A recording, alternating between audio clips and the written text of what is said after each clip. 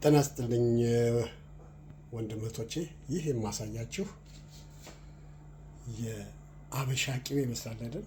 ቅቤ አይደለም። ይህ ታሎ ይባላል። ይህ ታሎ ይባላል። ከአኒማል ፋት የሚሰራ ነው እና በጣም ሄልዚ ነው። ብዙውን ጊዜ ከከብት ወይም ደግሞ ከማተን ከበግ ፋት የሚሰራ ነው እና በጣም ከፍተኛ ሙቀት የመቋቋም አቅም አለው እና በጣም ሄልዚ ነው። ከቬጅቴብል ኦይል በጣም እጅግ ይሻላል እና ኢቨን ቅቤ እንኳን ከመጠቀምም ይህንን ታለውን የአኒማል ፋቱን ብቻ አውጥታችሁ በማቅለጥ እንደዚህ ድሬን ታደርጉትና ፍሪጅ ውስጥ ታስቀምጡታላችሁ። በጣም ለረጅም ጊዜ ይቆያል። በጣም ሄልዚ ነው። ታሎ ይባላል እና ዩቲዩብ ውስጥ ገብታችሁ ሃው ቱ ሜክ ታሎ ታሎ ረንዳ ይሉታል እና ታሎ እንዴት ነው የሚሰራው ብላችሁ ሰርች አድርጉ ዩቲዩብ ውስጥ። እውነቴን ነው። በጣም ብዙ ሚነራል አለው። ብዙ ሰዎች እንደውም ፊታቸውን ሁሉ ይቀቡታል። ይሄ እንግዲህ እኔ አድቫይስ የማደርጋችሁ ነገር ሳይሆን ያደርጉታል ነው የምላቸው። ዩቲዩብ ውስጥ ስትገቡ ሁሉንም ነገር ታዩታላችሁ።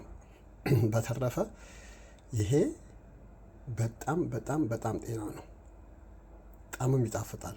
እንቁላል ስትጠብሱ፣ ስጋ ስትጠብሱ፣ ዘይት ኢቭን ቅቤ እንኳን ከመጠቀም ይሄንን መጠቀም በጣም ጤና ነው እና ከፍተኛ ሙቀት የመቋቋም ኃይል አለው። አሰራሩን አንድ ቀን ወደፊት ላሳያቸዋል። በተረፈ ግን ረዘም ያለ ጊዜ ስለሚወስድ ዩቲዩብ ውስጥ ግቡና ተመልከቱት። ሃው ቱ ሜክ ታሎ ብላችሁ። እውነቴን ነው። በጣም ብዙ ጥቅም አለው። ከቬጅቴብሉ በጣም ይሻላል። ከፍተኛ ሙቀት መቋቋም አቅም ስላለው ውስጡም ደግሞ በጣም ብዙ ሚነራሎች ነው ያሉት እና እንግዲህ ወንድሜ ምክር ነው የምሰጣችሁ። ፍራይ ስታደርጉ፣ በተለይ ስጋና እንቁላል ስትጠብሱ ይህንን ታሎ መጠቀም በጣም አሪፍ ነገር ነው። በጣም ሄልዚ ነው። ከፍተኛ ሙቀት የመቋቋም ኃይል ስላለው ውስጡም ብዙ ሚነራል ስላለው የእንስሳት ተዋጽኦ ፋት በተለይ የበሬ እና የማተን የበግ ፋት ለብቻው አውጥታችሁ ሄዳችሁ መግዛትም ትችላላችሁ። እንደው ለምሳሌ የምኖርበት አካባቢ ላይ ፕሮቫይድ የሚያደርገኝ ሰው አለ።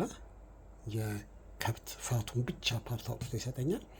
እኔ አምጥቼ ቤት በደንብ አድርጌ ሬንደር አደርገዋለሁ። ያቀልጠውና ከዛ በኋላ እንደዚህ ይሰራዋለሁ ማለት ነው። በጣም ሄልዚ ነው። እውነቴን ነው የምላችሁ።